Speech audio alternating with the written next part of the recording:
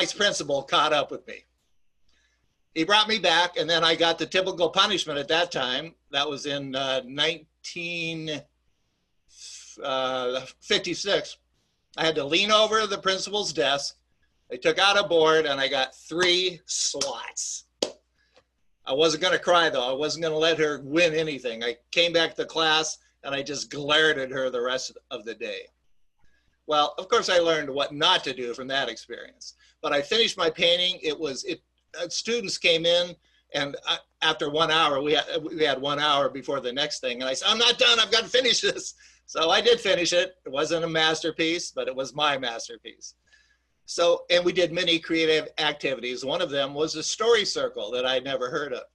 We all sat in a circle. The teacher started a story. She made up a story. When she wanted to pass it, she looked at the person next to her and said, and then, and I'm sure you all know about that, and you pass it, you take on the story and go, and it goes all the way around the circle. Well, when it got to me, I told my part of the story was about this witch who was a 5th grade teacher. Well, it was a great experience. And on Monday, I came back to my job. My job was as a preschool teacher at the Pierce College Child Development Center, which was a lab school for college students to get their practicum experience and childcare for parents. Now, I had an amazing co-teacher, and I had all these fantastic ideas. And one of them was to use the college resources. So I made connections with different professors in different departments. The first one we went to was the art department when they were making clay sculptures. And the professor had arranged so each student had a child next to him or her. And they had clay and different tools, and they guided them. This went on for, we came every couple of days for a month. The children made all kinds of things. They got to paint them, they fired them. It was just unbelievable. We went to the farm. We learned how to milk cows. They had an ag program there. We picked fruit from the orchards. We picked vegetables. We went and played soccer with the soccer team. And we went into the science labs and worked with microscopes and electrical boards. And we came back to school, and we were inspired to make up our own compost. We made our own garden, and the children in the woodworking area built a produce stand using all kinds of tools. And then when everything grew, we sold it. They took the materials, and the kids were 2.5 to 6. We had kindergartners that came over in the afternoon. So the older kids guided the younger kids. I just love the mixed grade concept. And so they ended up figuring out what they wanted to buy. I gave them all the teacher supply catalogs. They ordered materials, puzzles, Legos, all kinds of things. And they got to have those materials and see what their money did and what their hard work was. So it was just a creative mix. But my favorite place was to go to the music department. And one of the children's mother sang in the jazz choir. And they had a famous jazz choir that put on, this is in 1978, that put on a festival every year, and choirs from all the many Western colleges came and competed.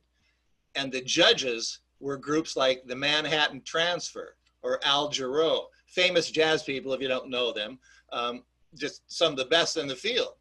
So it was fantastic to listen to them. We'd go up and listen to the competition all week. And after the first day of listening to the jazz choir did something called jazz scat singing. And it kind of goes like this. Ba-doo-wah, ba-doo-ba-doo-wah, da-doo-ba-doo-ba-doo-wah, da-da-da, doo-ba-doo-wah. Then the other half would answer back. They'd echo them. So the kids are fascinated, and Brandon's mother, who was the big star in our program at that time. Well, after the first day, we were walking back to the Child Development Center, and the teacher light bulb came on. And I went, I can teach kids how to jazz scat sing, because that's how I teach new songs to children, an echo. I say something, they echo back. So I went, I'm going to teach you guys some jazz scat singing like Brandon's mom, what we just heard. So when we got back to school, we all sat around our little circle, and so I just went, be my echo. So I started out really simple. I went, la, la, la, la, la. And all these little preschoolers went, la, la, la, la, la, la, la, la, la, la, la, la, Well, and then I learned the Heidi Ho song sang by Cab Calloway in 1938. And it goes like this. Heidi, Heidi, Heidi, hi. And then the kids would answer, Heidi, Heidi, Heidi, hi. Heidi, Heidi, Heidi, ho. Heidi, Heidi, Heidi, ho. So they learned that. And then the music department professor came to me and said, we have our competition winners on Saturday night. So we would like you to come and sing with our jazz choir the Heidi Ho song. Fantastic. So we came up with a name. We were called the Pierce College Preschool Jazz Choir. And we came there. The parents decked out their children in the most amazing little outfits. And we came, they had the 6 winners from the different competitions perform. The jazz choir from the college performed, and we performed with them the Heidi Ho song. Everybody was just amazed. And the Manhattan Transfer, who was going to do the final presentation, they would do a little concert. They came and said, hey, can we sing a song with the kids? And we went, of course. So they did some jazz cats singing ba-doo ba-da ba-doo ba whatever they were doing, and the little kids are going ba-doo ba-da ba-doo ba ba ba. It was just unbelievable. And I'll tell you what, from that experience, I really learned about the importance of really unleashing creativity. And kids have so much they can do that are way beyond what you normally would think they could do. So if any of your teachers, please go back to your schools and teach the children how to sing jazz scat music. Ba-doo wah, ba-doo ba-doo wah. Yeah. Thank you. Wow. Can you hear me? I must ask you a question. Yes. You mustn't answer if you don't want to, of course, but do you think it's because they don't know they can't, or just because the general category is they're preschool kids? But Right. when you deconstruct it, do you think it's because they don't know they can't, or because it's a fun thing, and why not? So they being the teachers? The young ones. Oh, why They're they wouldn't? fabulous because for many reasons. I wonder what reason you put to their fabulousness, Well, other than that they're I young mean, and what they I don't get it. discovered as a preschool teacher for 10 years before I started teaching college, they are just wide open to all kinds of experience. And all they need is someone to guide them, open the door, and then you just get out of the way and they can create all kinds of things. I mean, the kids built a produce stand. I taught them how to use saws, hammers, nails, electric drills. They put all kinds of stuff together. I mean, they can just do a lot more than we would expect as adults. So I think that's the problem, is our adult thinking is limited to what those kids could do. Well, thank you for bringing back the slice of life that some of us might forget about too often. Yeah. And I'm glad you remembered. I remembered, but I didn't want to interrupt Ed. May I ask, Marion, if you got most of Ed or not? When I thought of it, I just turned it on. He was partway into the story. We'll go with what we have. That's great. Yeah. We're missing Martha again. Are my co-hosts able to? I don't even see. She's not trying right now. Okay. Well, to remind everybody, Martha's at Merrill Gardens on Broadway and 51st in Oakland, where sometimes what I call bandwidth or some technological impediment, it asserts itself and kicks her out. And she's wonderfully persistent, so we'll keep our eye out. Would anyone like to tell a tale now? David, I saw your hand up first. I've spent about 40 years wandering the face of the earth in the diplomatic corps and as a teacher and as a consultant. And I raised my family overseas.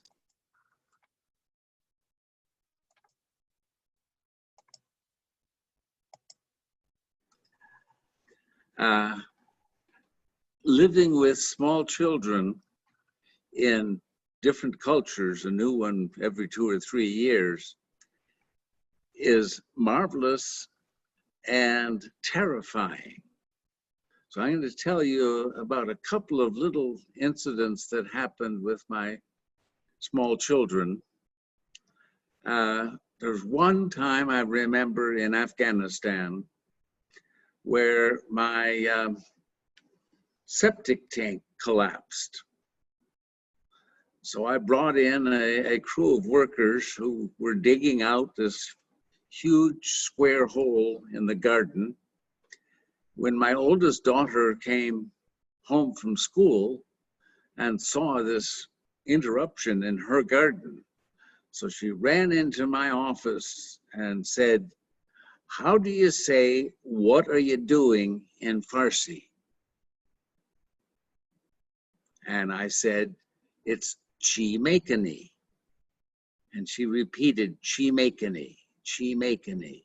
Then she turned and walked out, and I followed her, and I heard her saying, "Chi makani," all the way out the door and into the garden. And she went up next to this construction project and said, "What you makani?" The workers caught the last half of that and responded with a flood of Farsi and did not understand why my daughter burst into tears because she didn't understand Farsi. Now, in the same garden, a little bit later, my 2 oldest girls were named Margaret and Jennifer. Now, those are big names, long names. And they did not use the full name. I came home from the embassy one day and I found 3 mullahs saying prayers in front of our garden door, surrounded by a crowd. And so I went and I spoke to them and I said, "Could you explain to me what's happening?" And they said, "Your neighbors tell us that this garden is haunted."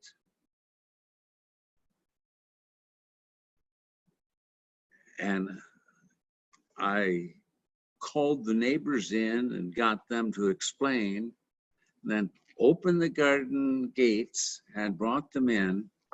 And you know how young girls scream when they're playing? They could hear 2 small girls screaming as they ran around the garden in great joy and calling each other. Unfortunately, what they were calling each other was Marg and Jen. Marg in Farsi means death, as in Marg by Carter.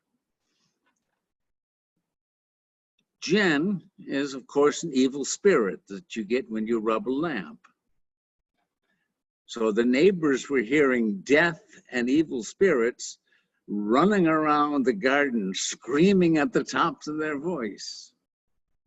It took me some time to calm them down, serve them tea, and introduce them to death and evil spirits, who were then, I think, 4 and maybe 6.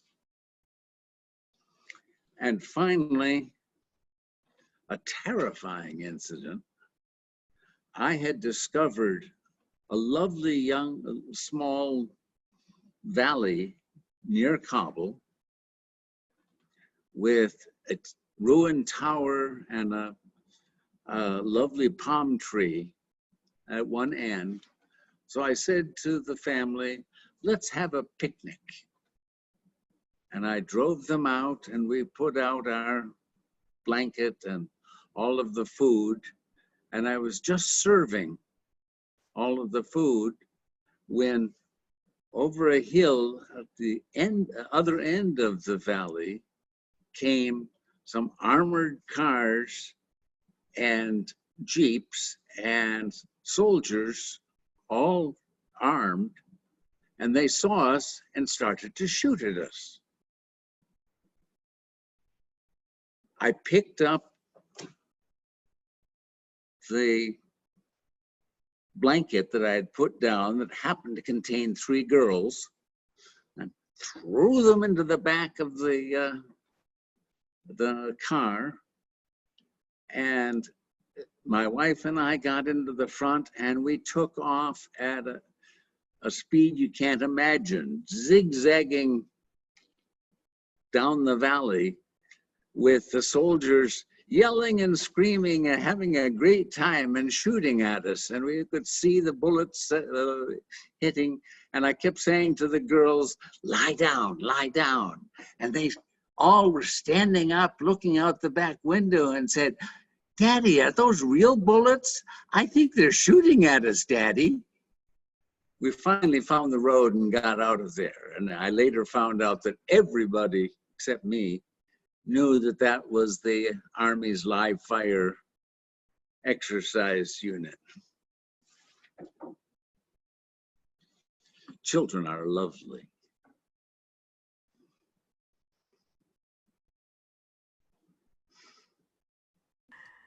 Children are lovely, indeed. Margaret and Jennifer, beautiful names. Now I know how to say death in Farsi. Now I know how to say evil spirit in Farsi. Marg and Jen. That's right. Thank you, David. My. Yeah. I'll bet you had some amazing experiences to share. Well, amazing is one word for them. There are others like horrifying and terrifying. Do you know how you harbor a peaceful countenance? You've witnessed more than many, and you seem to have taken it in stride and brought away the pluses. Is that a family characteristic? What's even more amazing is that my wife and children also seem to have the same cheerful attitude and figured that it was a good life. Good for you. Good for the family. Wow. So, I am so filled with story just now, it's hard to imagine. I had to not only miss August, but I had to miss, and I will probably always miss, the monthly genre telling. But I know we have at least one person here, if not 2 or more, Andre being one of them, who is part of genre telling. And I don't know if Andre's here tonight to tell what you probably told then, but I didn't hear it, and selfishly I'd love to hear it now. But if it's a repeat from many and you have another idea or not, we can take it from there. Oh, Linda, so you didn't see it, did you? And I didn't even remember to pay for a ticket so that I could watch it. But I think, if I'm not mistaken, I think if I would have bought a ticket, I could have watched it, and maybe still can if I donate. No, I'm not sure. Yeah, But I do thank you for nominating me. It was a wonderful event. About 50 people attended, and all of our stories were well received. It was a mixture of things. We had this one storyteller from India. One guy was down in San Diego. It was quite a wonderful event. I was really thrilled to perform at it. It was my first Storytelling Association event of this year, and I had to sign up my membership just to be able to perform. So I really appreciate you nominating me for that. So since you didn't hear my story, I got to do my story for you now, okay? Okay, here we go. How's my sound? Pretty good?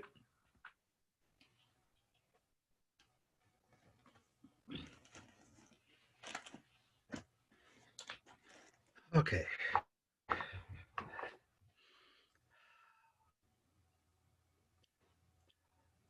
Long before there were steamships, sail ships sailed the seven seas.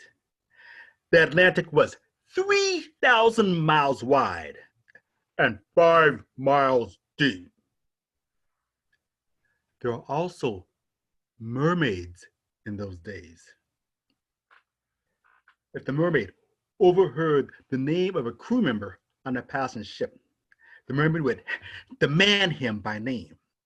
And if the crew did not throw the man overboard, the mermaid would bang, bang, bang, bang on the side of the ship and start to tear the boards apart, cause the ship to sink, and everyone to drown. So the captains of those ships got very smart. They changed the names of their crew members to various objects on the ship. The captain would call out, "Scissors, go swab the poop deck." And the mermaid leapt out of the water alongside the ship and said, "Give me scissors!" And the crew, whoop, tossed a pair of scissors overboard. And the mermaid leapt up, grabbed the scissors, and sank back into the ocean. The ship continued on its way. The next day, the captain ordered, "Suite of furniture, go down to the stateroom and make up the beds." And the mermaid leapt out of the water alongside the ship and said, "Give me suite of furniture!"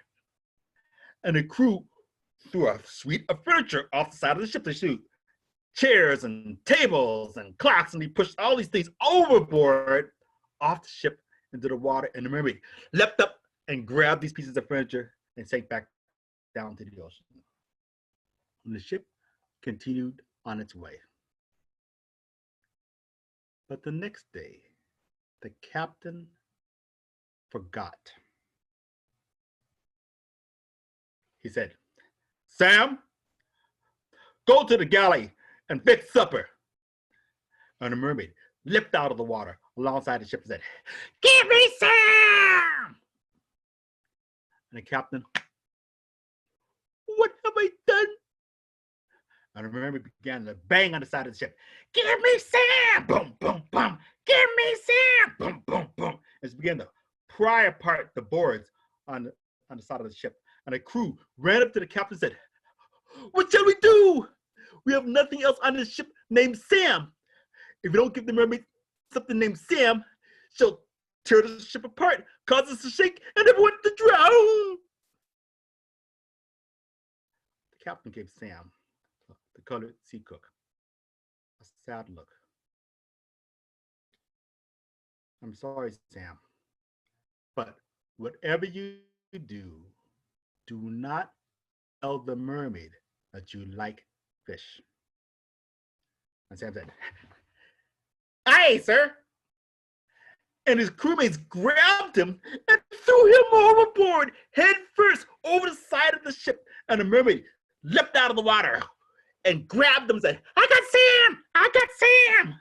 And her long green hair wrapped entirely around Sam and formed a diving bell and plunged into the water. And she swam so fast that he was able to breathe inside that enclosure of hair. By and by, the mermaid arrived at a sea cave along this cliff that was very tall, and it lacked a beach. The only way to enter and escape this cave was by water. On the shore inside the cave, the mermaid unwrapped and untangled her long hair from Sam and left him there on the shore.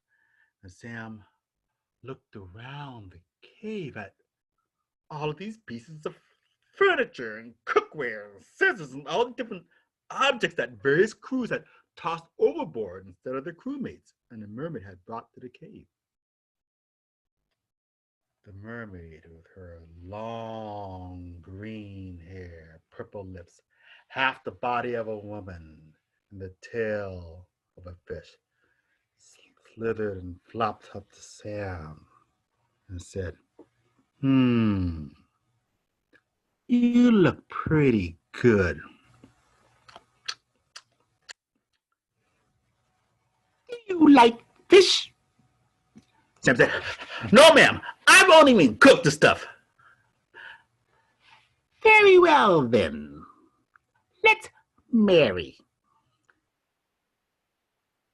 And so he did. The mermaid, when she ate not only seafood raw, but alive. She ate lobster. She ate sea bass. She ate swordfish. But Sam ate weed and seagrass. By and by, the mermaid flopped and slithered up to Sam again. "You look pretty good. Do you like fish?" "No, ma'am. I won't even cook the stuff." "Very well, then. Let's eat." And the mermaid continued to eat her raw and alive seafood while Sam had seaweed and seagrass.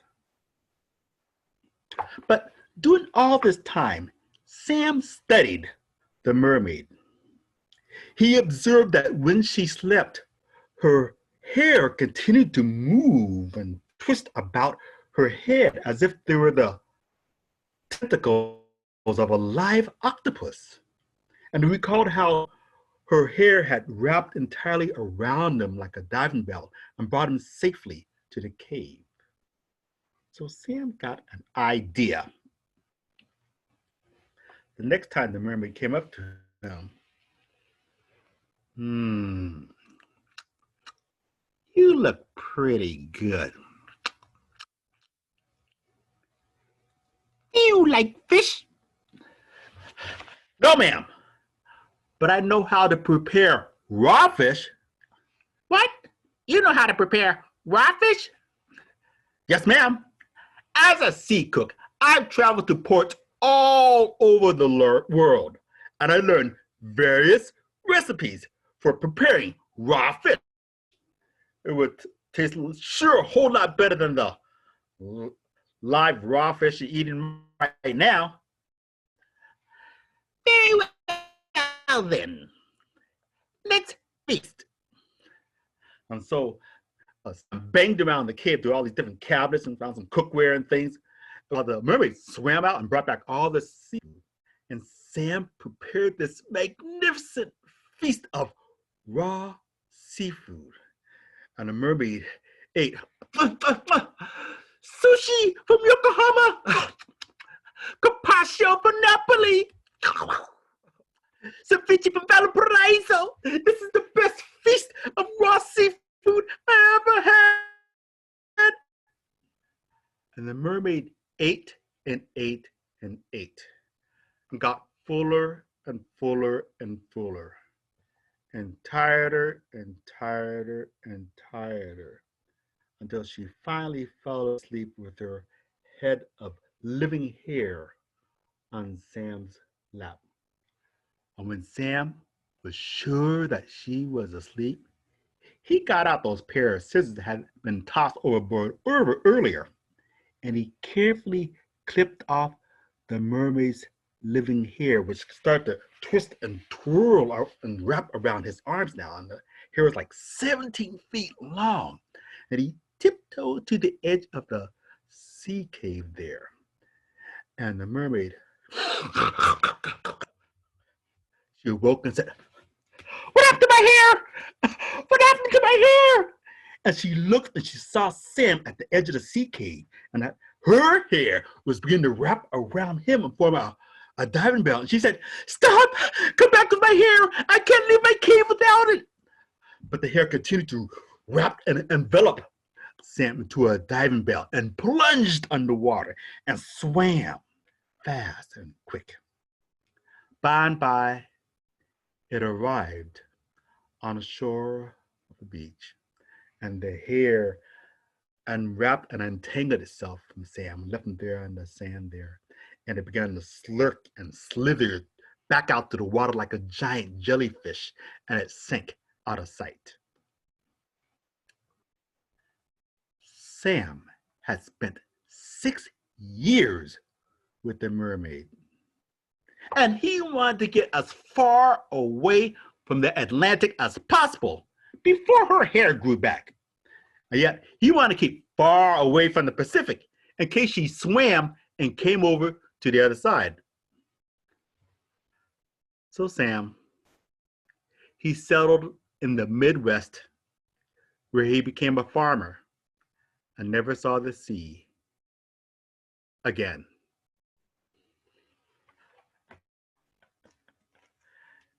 Thank you.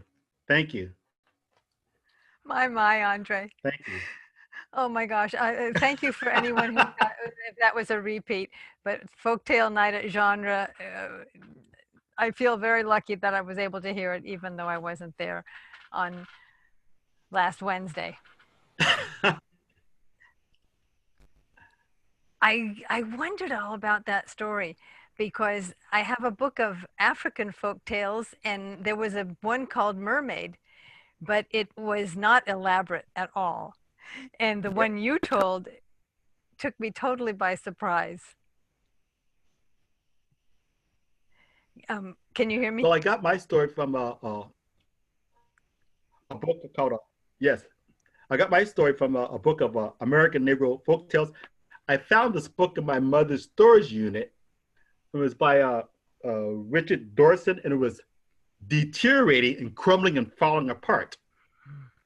And you can see on the cover here, it has a picture of a African-American sailor being carried away by a mermaid. I was like, you gotta be kidding me. There are African-American folk tales about mermaids. So I was very fascinated by that. Plus, it was a book that had belonged to my mother. So it really motivated me to learn the story. That's the very first story I learned from this book. I want to try to learn as many stories as possible before it crumbles up to pieces. But yeah, that's how I got where I got the story. Well, Andre, I am delighted to have you as a member of the Storytelling Association of California, our sponsor and our collecting basket. Thank you. And I don't think they think of themselves as a collecting basket, but I do. I'm glad you landed in it, or your tales did at least. How are we doing on time? And is anyone? You're welcome. Yes. Is there anyone who would like to go next? Well, I'm glad that you had me go early because at 9 o'clock I have to be in another Zoom meeting. So I'm going to be saying goodbye now. Ah, well, I saw a hand from Bobby, but David, thank you for alerting us to that. And thank you for coming and Thank telling. you for having me. Marion has a question from Ed. Are the genre storytelling sessions recorded and saved on cloud? They are saved on the SAC YouTube site. The YouTube, okay. However, there was a malfunction and it didn't, only the first 5 minutes got recorded. So it didn't get recorded basically. But normally, I mean, we've done it before. Normally it's recorded like the one here tonight. And then you go to the SAC YouTube YouTube website. Yeah. All members, just... all people who registered get that information and that link. But again, it didn't happen for this time. But then you can go listen after the event, and you can even donate at that particular time. But not for this month. Okay. Thanks, Marion, for asking. And Andre's story was, well, you already heard it. It was fantastic, and it was a lot of fun at the event, along with 6 other amazing storytellers. Wow. And next month, thank you. Gene Ellison is representing your group with Spooky Tales. So I'm looking forward to that. That'll be exciting. Don't miss any spooky tale from Jean Ellison ever if you don't have to. Okay. Ooh. Ooh. And you, And Marion, I'll be sending you the information about it, and she'll get it out to all of you. It's October 21st, third Wednesday of the month. Ed, I'm glad Marion asked you the question, and I'm glad that you mentioned the recording, because I'm looking on our screen tonight, and thanks to Marion, for those of you who weren't here, we are technically being recorded, but several minutes ago it was red, the part of my screen that says recording, but now it's white. Do you think there's a chance we're having a malfunction, or am I horribleizing, as my husband sometimes says? I think it's recording. It's red here. I see it, a Oh, red dot. We'll know. I see the red dot. We'll know tomorrow. We'll know tomorrow. Yeah, it's in a white triangle. Okay. Okay, so we've, I think even Martha lost her perseverance, and we know David had to go places. Bobby raised her hand last. I'm thinking Bobby might be able to tell us a tale now. Yeah, yeah. As you know, I'm working on my damsel.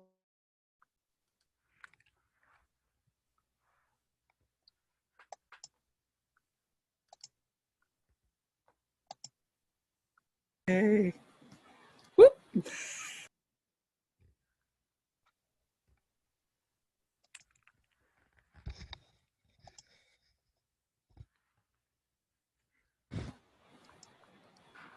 Are we here? Okay, Yes, start anew.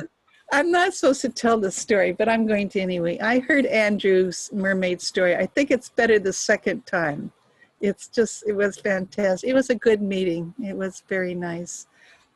Anyway, I'm working on these damsels in, I call overcome, because they have skills and they can adapt themselves. And this one is from Java. And it's got a theme you're going to recognize when I start to tell it at the very first.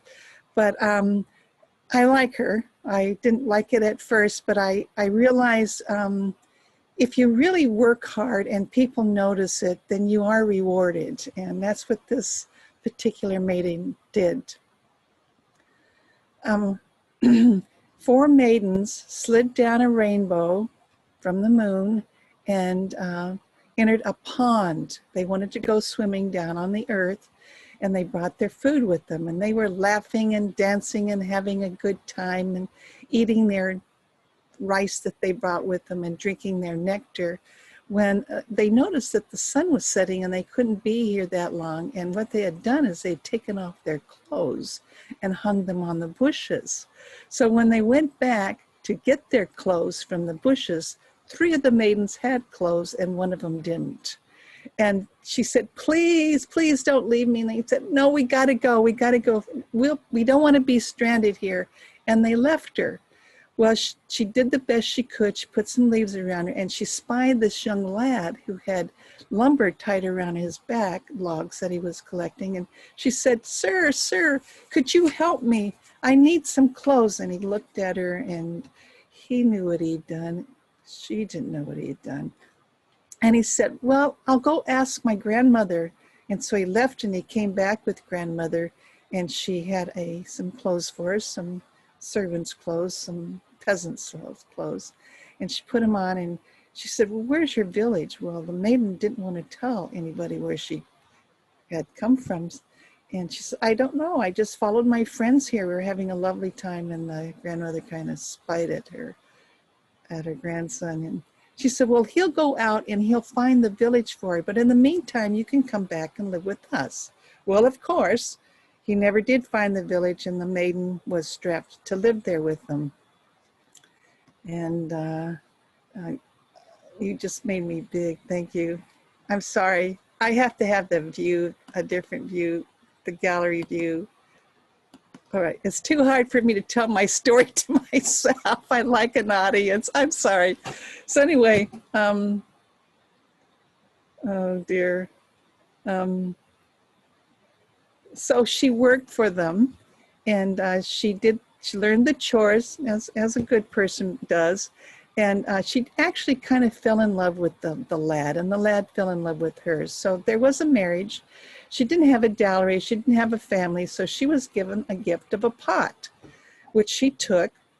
And when she would go up for a long time and try to find her food, her clothes, and she'd pick up little grains of rice that were left from the heavens.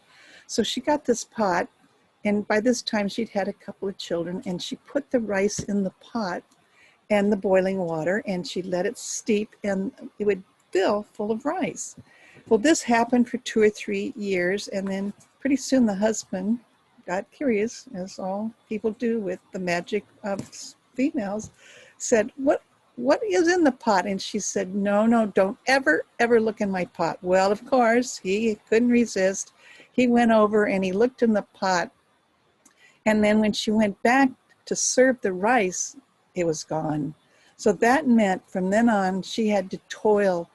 Her magic had disappeared. She had to toil, she had to work, and she decided to take those grains of rice and plant them in the field, and she did.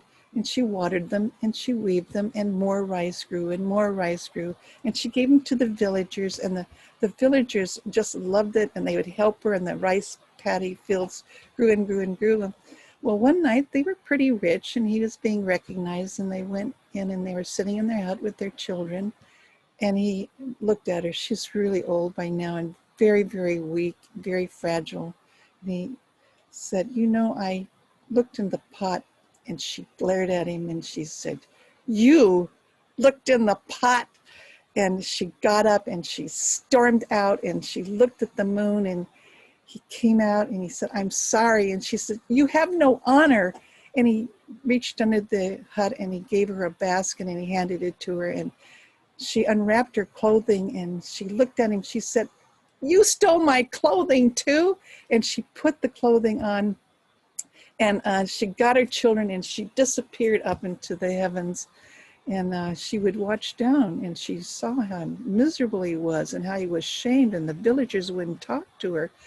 So once a month from then on, she came down and visited him. In the meantime, the women of the Javanese women loved her so much that they made her the goddess of rice. And that is her status today. And this is a little side note, like all good myths that are about women goddess, this is a different change to the story. She left one daughter down there, and she would come, her husband built her a little hut, and she would feed the daughter. And the daughter grew up, and the daughter married the king, which gave him status over the goddess. And so the king then absorbed her honor, which happens in some folk tales. So, but anyway, I like the folk tale, and that's my little ending to it. And thank you for listening. Okay. Bobby, can you hear me? Yeah. I love the way your verb absorbed applies to the water the rice grains take in, and the honor that the king absorbs as well. Yes, it's very interesting. That was an original tale written by you. No. It's from the Javanese, and Oh, that's what you said. it's, Tell me. the silkies, the seal that loses her fur, and gets entitled to the man. And in China, they lose their wings. Somebody sneaks them and they lose their wings. And the Greek tells he spies at her and she loses her magic. And I also think it goes back to a myth within the male culture that wrote those stories at that time, that females were mysterious and they had powers, and that sometimes that trickles into our own society. Women are so mysterious and they say weird things and they act weird and they do things. I think that's that tradition. I don't know. And so anyway, I've met a few women like that. Yeah, lots of them, exactly. But anyway, that's my take on the tale. You're muted. Can you hear me now? Testing, Yeah. testing. What about the book that you're working on, was that not connected to the, will there be a relationship? Okay. It's I understand what you said, but you've got a little buzz in your.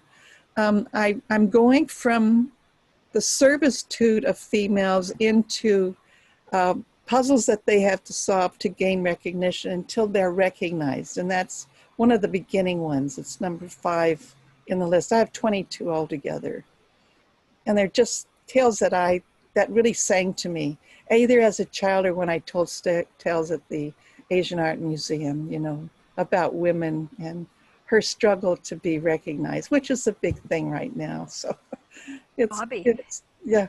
I don't know how you remember when we had book talks and openings, book on an author's first night of publishing a book. Yeah. You could choose 222, or maybe you'll have it ready sooner. But if you have to wait that long, reserve the date. Don't put anything on.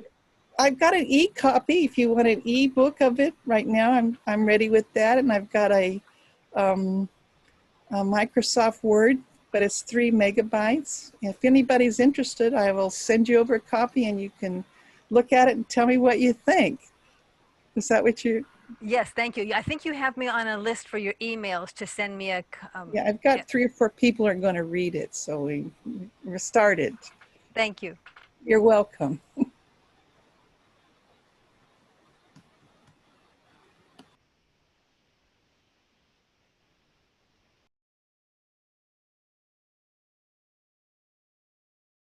We've got Jean and we've got John, we've got Marion and we've got me. And I think that's it. Is there anyone who wants to tell a tale at this moment?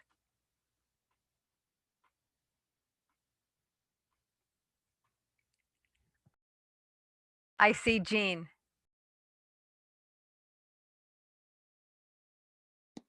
John. I don't think I've heard John tell a story. John, can you hear me? Testing, testing, raise your hand. I'm with Jean, except that I have heard you tell a story and they're always adventurous tales. Are you here to listen tonight or are you here to maybe tell as well? You're muted, John.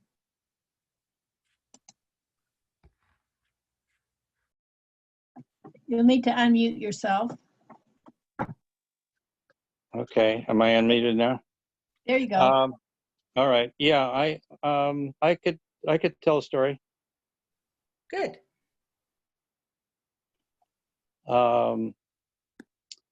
Okay. So this is a personal story, and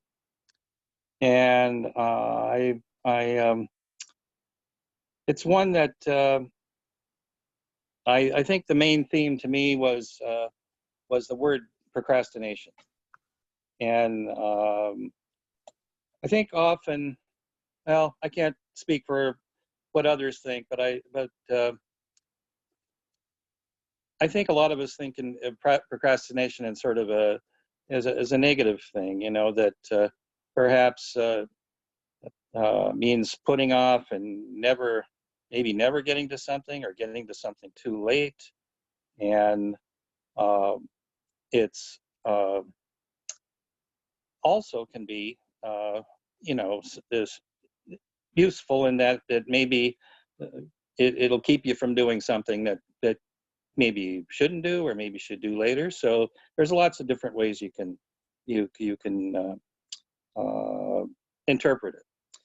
But anyway, for me, my kind of story goes back to about back in 1972. Vietnam was getting close to ending, but I had a few more years to go. But my draft number actually came up, and I was number 85. And a lot of years, that would mean that I would have to decide if I was going to enlist and what branch and all that kind of thing. but they were kind of tailing it down right then with as far as Vietnam was going anyway. I still could enlist, and I had a certain thought about maybe doing it, but I didn't want to go to Vietnam, and I didn't really believe in the reasons we were there and other things like that. Although some things about the military intrigued me a little bit. I was never really a gung-ho kind of guy in terms of the military, but some facets of it did interest me. But I decided, I thought, well, I'm not going to push the envelope here because I don't really want to go, but maybe I'll do it at another time. And they were only taking like from 25 and below in terms of serious numbers there. So it was just that time, and I thought, well, I'm just going to stay in school and do what I'm doing, and maybe later on down the road I'll think about it. And there were times when I thought about it, and I had other things going on in school or other work that I was doing, and I was just thought, no, I don't really need to yet. I can always do it a little further down the road. And you know, I still had some years where I could wait and do it. And so anyway, as the years passed, it got to the point where I was almost going to be ineligible, and I had thought about it, but I really hadn't talked to anybody. It kind of just sort of gotten into different things, and then I thought, well, I kind of want to experience what being in the military would be like, and there's some new things I'd like to learn about it, about get some new skills, and some travel and different kinds of things that the military represents. And but at the same time, I thought, well, I'm not this kind of gung-ho guy that, I certainly wasn't going to go infantry or anything like that. Didn't appeal to me for many reasons, but there were things I wanted to learn, and so I thought, I'm going to give it a chance. Well, it went all the way down to a Thursday night when I happened to be living in Walnut Creek at the time, and I went down to the recruiting station in Danville, and it was a Thursday evening, and I was open, and I talked to the recruiter there, and he was like a little skeptical about, why are you doing it at your age? Well, I was 34 at the time, and in some earlier checking on things, I was actually a little too old for Navy recruitment. And maybe for the Air Force for that matter. I can't remember all of it, but it was like, I think Navy was 32, and so, but I was still eligible for the Army, and I told him I'd had gotten a degree, and I was, and he thought, well, you're sure you want to do this? And I said, yeah, I at least at the time I was thinking, well, at least I'd like to be a reservist or National Guard or something like that. I didn't know if I want to go full-fledged regular Army, but I was interested, and I was interested in learning new things. I'd been and played a lot of music over the years, but I thought, well, I want to do something a little different, maybe something with computers or whatever. But and so that evening, he went through all the rigmarole that he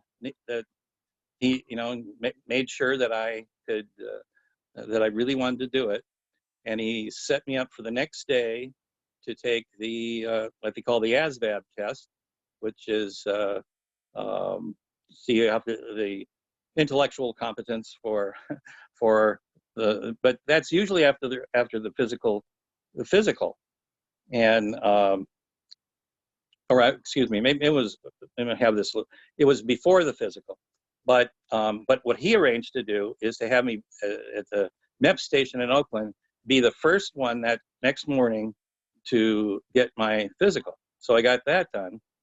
And as the day went on, I arranged a time in Hayward at the airport there. I actually took the ASVAB test and passed it in a good manner. And then I almost didn't get picked up by the right person to take me down to the MEP station in Oakland. And I was a little worried because I thought, well, they close at a certain time, and I gotta get down there. And I think they were open until 6 or something like that. But I finally did get down there. Went through um, the all the paperwork I needed to do and sign and everything else. Got sworn in, and was out of there just about the time that they were closing up. Well, it turns out that, well, one thing I didn't say in the story, I was 34 at the time, but Saturday and Sunday, the MEP station was closed. And the next Monday was my 35th birthday. So I just barely made it by the age of 35 to be in. 3 months later, I went to basic training at Fort Knox in Kentucky, and was I think there were 7 of us out of almost 200 that were over the age of 30. And I was the oldest by about a month. There was a guy from San Antonio that was just a month younger than me. But I got a kick out of the platoon that I was in. They call me Grandpa, and I physically I did fine. I think I went in at 165 pounds. By the end of basic training, I was 140. I lost 25 pounds, ate well, but burned it off, and really did well, especially in my later time in Indianapolis at Fort Ben Harrison, when I got a 100 on the running portion of the physical fitness test, and did really well. So I'd gotten in really good shape, and not that I wasn't in bad shape before, but that felt good. And as it turned out, it all, looking back on it, I have a few regrets that maybe, I did well on a test that I really wanted to get in one of the language schools down in Monterey, but it just didn't happen. I had the right, it was just, they had, in our unit there, if I'd been a little more of a squeaky wheel, I might have been able to get through there, but it didn't happen. But I was in the reserves for, I had 24 years by the time I finished up in the military, and got back to some of my roots in my last unit, where I was in for about 7 or 8 years. I played in an Army band, clarinet, saxophone, and I sang. And it was all, some things I wished it happened a little bit differently, and I have a few regrets, but never had the regret of, saying, oh, I should have done this, I should have done that. And some of the times I was full-time, although as a reservist, most of it was limited to what I would have in the regular Army. And with all the things I had going on in the Bay Area at the time I spent at Camp Parks and the Presidio and Oakland Army Base was good, and gave me a chance to do some other travel.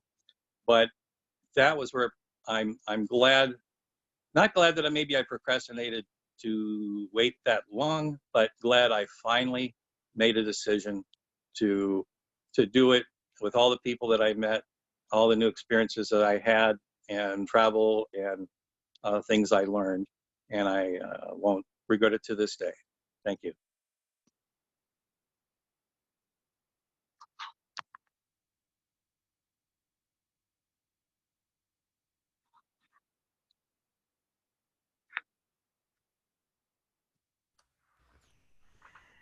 Well, John, congratulations on the Well, story. I know we talked about it another time, Linda, and I remember writing down some stuff at a time, and then I thought, there's might be a few things I forgot, and maybe, I don't know if it was too long or not, but it was just, I tried to bring out the points that, to stress that sometimes you'll almost go too far when you're putting something off, and I just snuck it in under the amount, and that will, just one other little thing I'll say about it is the recruiter at that sergeant. He was, usually I don't know if the average is 18 days when you go in or when you decide to do it. It might even be more than that. And I did it in less than 24 hours. And that recruiter, that was like in a way, I was sort of his bragging point to other people that he worked with, or with maybe other recruiters that he'll come with in the future and say, oh, that he nicknamed it the copping rule or something of me getting through in that short of time, and he was proud of it, and I was glad to have him be my recruiter.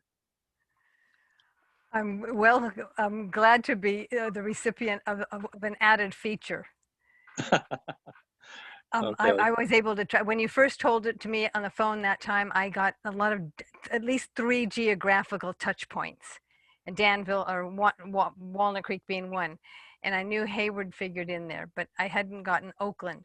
But I liked it when both of your tellings, one of your tellings was very specific to location and timing.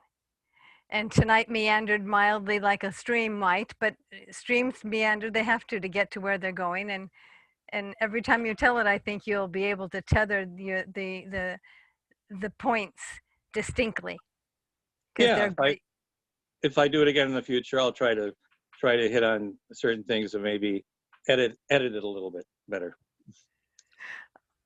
Thank you. Thank you for the time. How are we doing here now?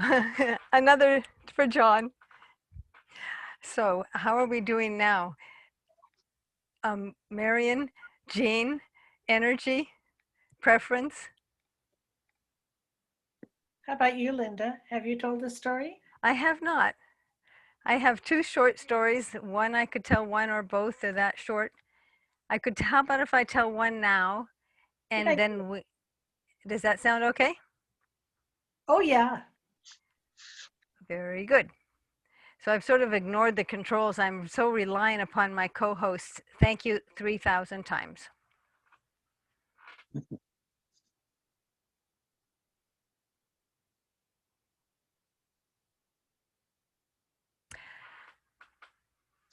Early on,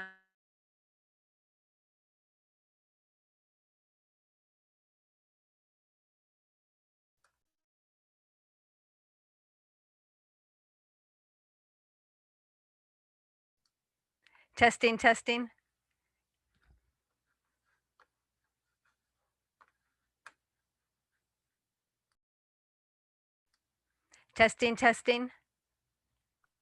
You're good, Linda. Thank you. You're on. Early on, the birds of the air were not getting along. They would fight, they would scrabble. They were incompatible. On one day, Crow thought he wasn't ready to go to battle. And he looks up and he sees Pheasant. And he says, "Hello, Pheasant. How are you today?" And Pheasant said, "I am fine." And Crow said, "I think that you have a wonderful way about being a bird. You're good at what you do." And Pheasant heard that and was surprised and said, My. What about you, Crow?" And Crow, he said, "Well,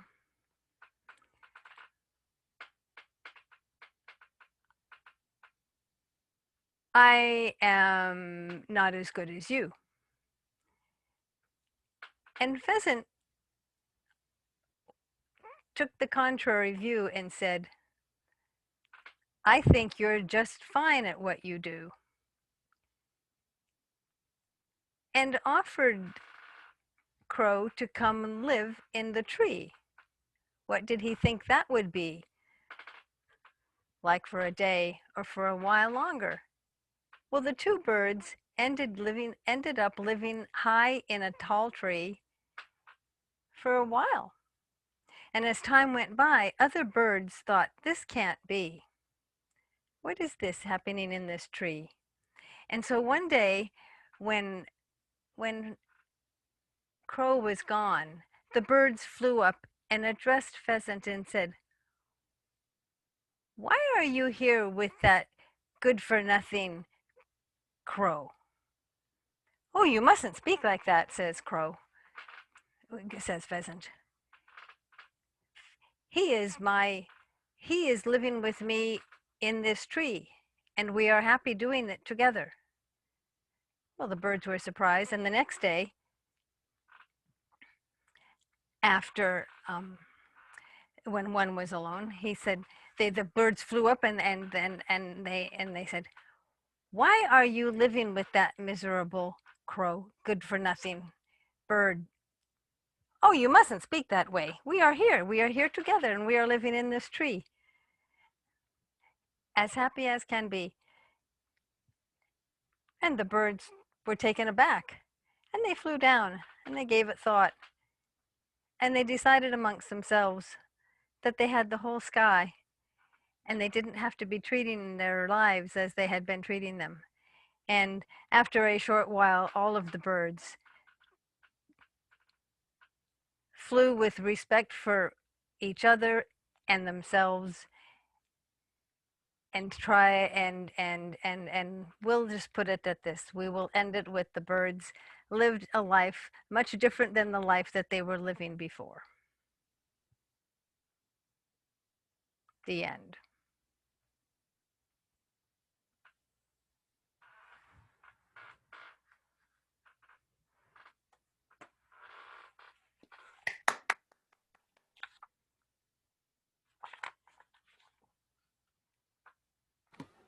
I am looking something up. Thank you, Linda. That was You wonderful. are Yeah, that was nice. Yes, thanks. Okay, thank you.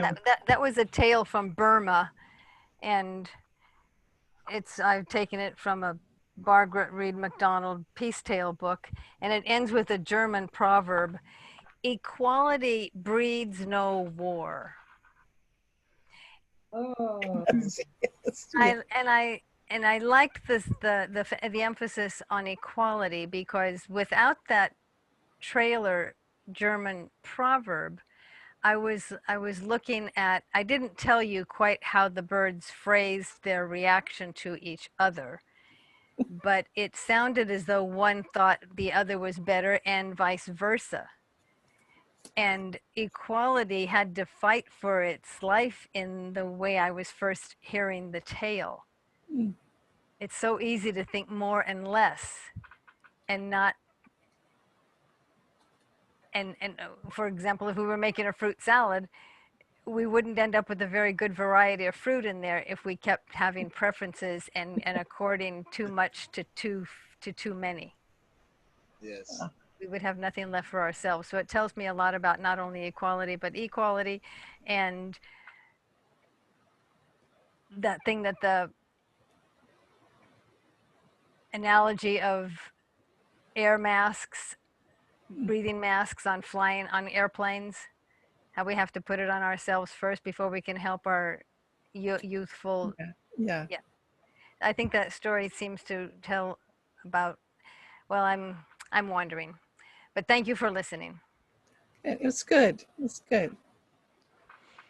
So, Jean, would you be, or Marion, ready to tell us a tale now? Mary's not going to tell a story tonight. So okay. there's Jean. I guess that means I'm up. Yeah.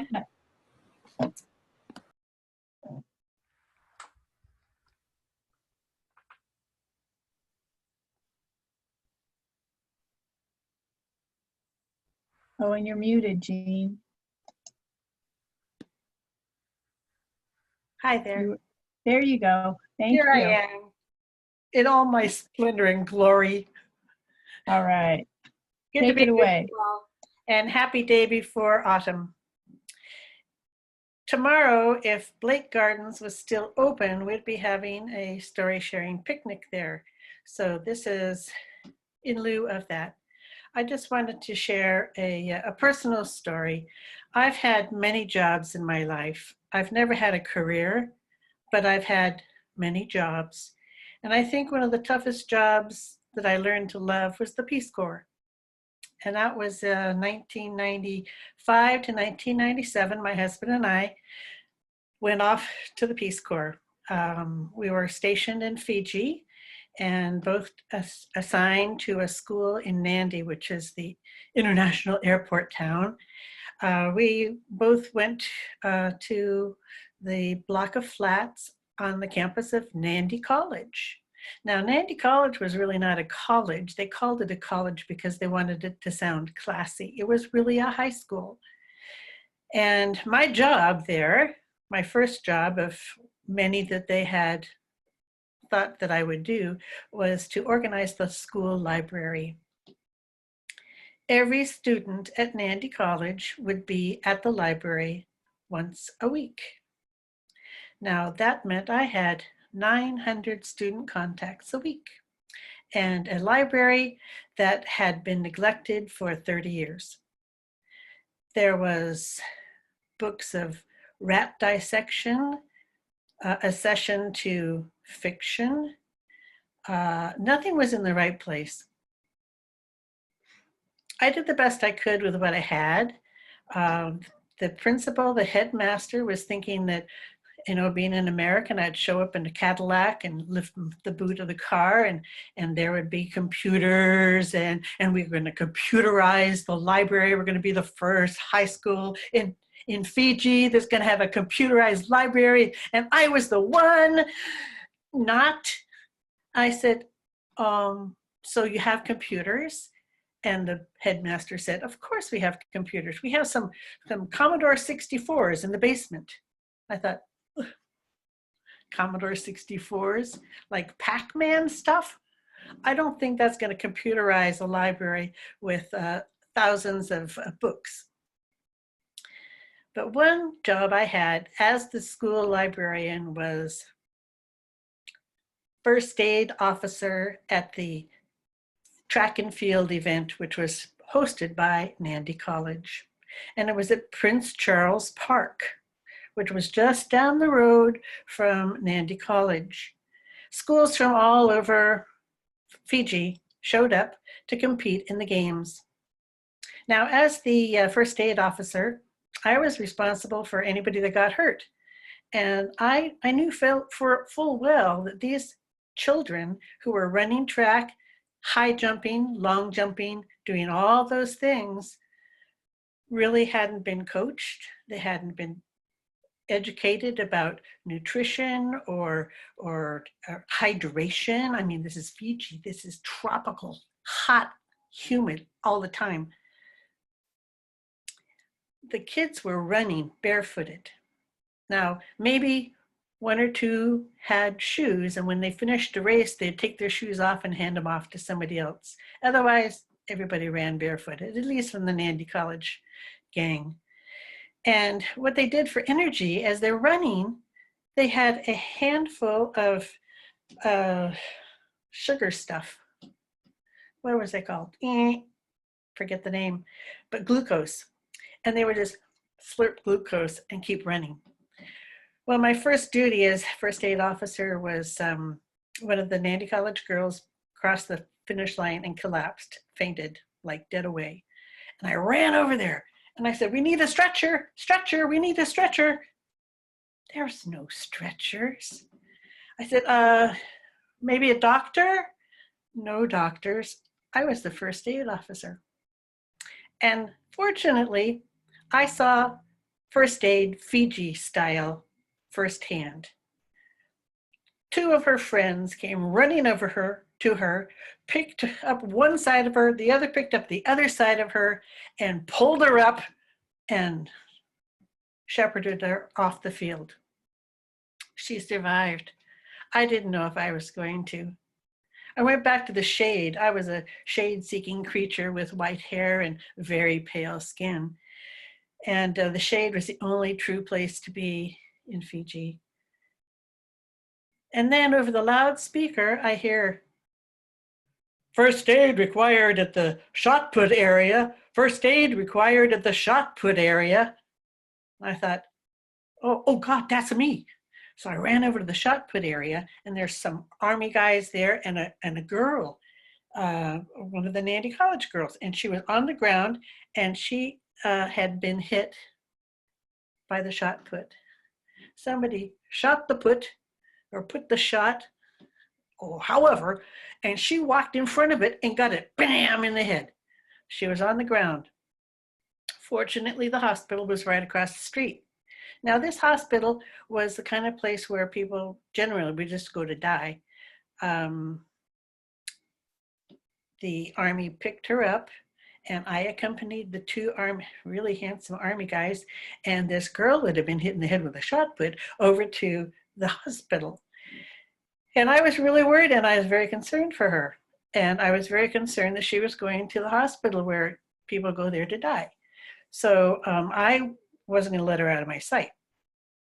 She was on an examining table, and there's a fan circulating the air, and the fan is doing a reflection going, flah, flah, flah, flah, flah, flah. And I'm thinking, if I was epileptic, I'd be having a seizure right now. I'm trying to comfort her. She's laying there. The doctor comes in, says, what do we have here? I said, well, it looks like she got hit in the head with a shot put. And he takes his finger and puts it in her head, feeling around. There's no x-rays, so you have to do this the best way you can, in a third world country. And he's fishing around in her head with his finger, and I'm going, oh my God, she's gonna die. Oh my God. I'm thinking, it's gonna be okay. It's gonna be okay. Nobody was comforting me. I was comforting her, but oh my God. This might be my last day in the Peace Corps. I swear to God. Well, he shaved around the spot where, her kind of a big bump and kind of exploded there. But by the magic of his finger, he decided that there was no damage done to the skull. Whew. Whew. Great. So he stitched her up and said she could go home. So one of the Army guys said, I'll make sure she gets home. And I said, I'm going with you. And I accompanied her to her house, and I explained to a woman who spoke no English that she had been injured, and she was going to be okay. She'd been to the hospital, so they had to shave some of her hair, but they gave her stitches. She's going to be fine. And I thought, this was early on in our experience in Fiji, and I thought, is every day going to be like this? Well, they weren't all like that, but that was probably one of the most dramatic, and challenging experiences of my Peace Corps experience. Oh, there were many more, but not for tonight. Thank you.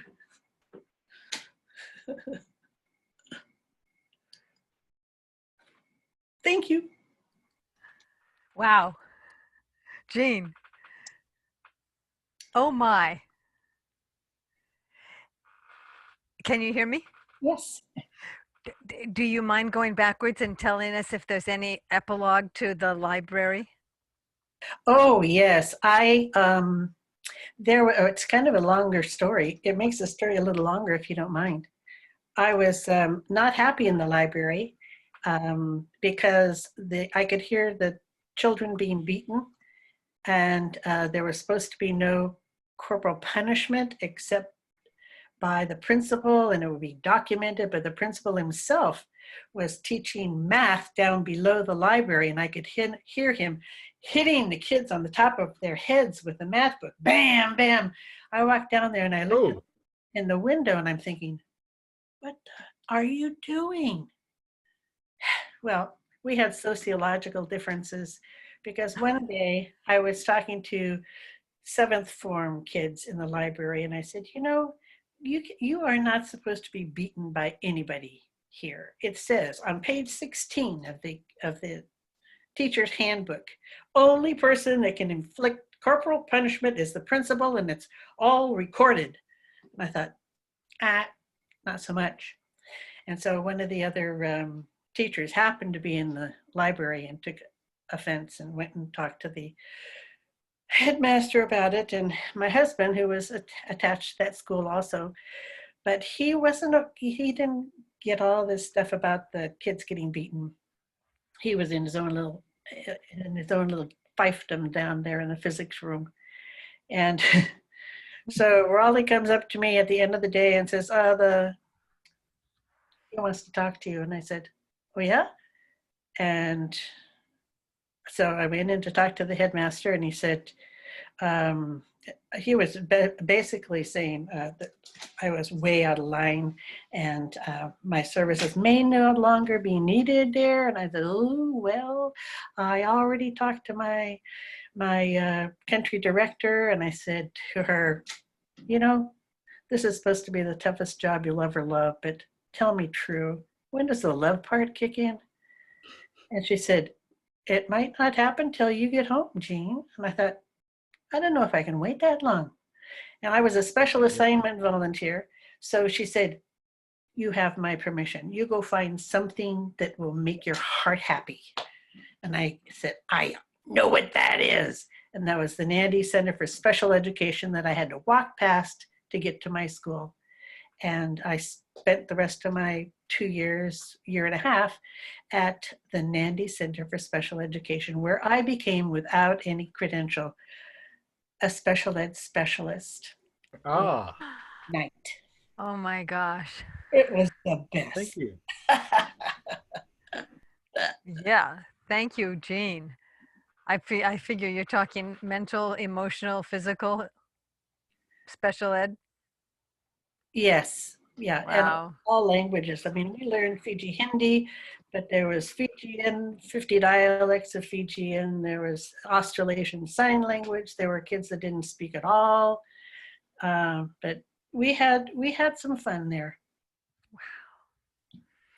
My. Wow. This is a very full evening. Yes, it has been. A very full evening. I'm glad, Jean, that you are set up for the September for the October. subsequent genre telling for Spooky stories. spooky stories. Oh, Is it a month early? Yeah. I got a and- real spooky one. I don't want to give anybody nightmares. I'm hoping that I'll be able to not have to forfeit chorus to hear it. And thanks to YouTube and storytelling efforts, I might be able to hear it in a delayed way. Oh, good. I could turn off the lights. Thank you, everybody. thank you, Welcome. Jean. Thank you. Does anyone have anything to say before we turn off? I'm grateful I'm for you. storytelling at Contra Costa Tale Spinners this Wednesday. Oh, yes. Oh, And so, yeah, he's one of the tellers, and Kirk Waller and his son are the featured tellers. So it's going to be a great evening on Wednesday. Wednesday. I'm gonna tell a story. Oh, good. Thank you for speaking up because I Oh. don't have the list in front of me. Wow. Thank you. You're welcome. Wow. Wonderful Wednesdays, not for me because of chorus, but wonderful Wednesdays for all of you. It will be recorded. It's usually on Thursday, right? Right. Well, Happy autumn, everyone. Oh, hey, I have one more Thank you. thing with the Storytelling Association of California. On Thursday is the first Stories in Living Color Oh, yeah. presentation. It's pretty sure it's at 7 o'clock. I'm sure it is. And there will be 2 pairs of tellers. I know Sarah Armstrong and I think it's Donna Washington or Sheila Arnold, and then another pair. and they will each have a 10-minute story, and they deal with social justice issues, prejudice, discrimination. They deal with those issues, and then they're followed up with a 20-minute or so discussion afterwards, talking about their key points that they try to do in their storytelling. And they each have up to 10 minutes to tell their story. So it could be 20 minutes of storytelling by the pair, and then a 10, 20-minute discussion, and then there'll be one other pair telling. It's a new event, and should be outstanding. And if you have stories, you can go online. If you want to be part of it, go online to SAC and look at it, and there's a form to fill out, and you can put your name in, and you just have to pair up with another person that's dealing with those particular issues. Ed, do you think that the plan is to record it? And Yes. if I pay, can I then tune in on Yeah. a non-Thursday? You can. Yeah, it'll be recorded, definitely. YouTube channel? Storytelling's YouTube channel? I just have one little quick thing to say. I went to Timpanogos Storytelling Festival for the first time this year, and I paid, it was just so cheap. No airplane travel, no driving all the way. And I can zoom into 144 stories. It was fabulous. So I think they're extending their offering of having those things available. So if you go to timp.org, you could probably do that. So the stories are told by people from around the world, and some of our old favorite, Donald Davis, Reggie Carpenter. Yeah. I've been listening to it all week, and it goes now until September 27th. Good, that's Wow. it. Yeah, fabulous. Oh, you're treasures. You're all treasures. Thank you, thank you, thank you. I thought I blew off. This was a lot of fun. The Tell annual me again how to say the annual Timpanogos. National Storytelling Festival in Jonesboro, Tennessee, and it's October 2nd through the 4th.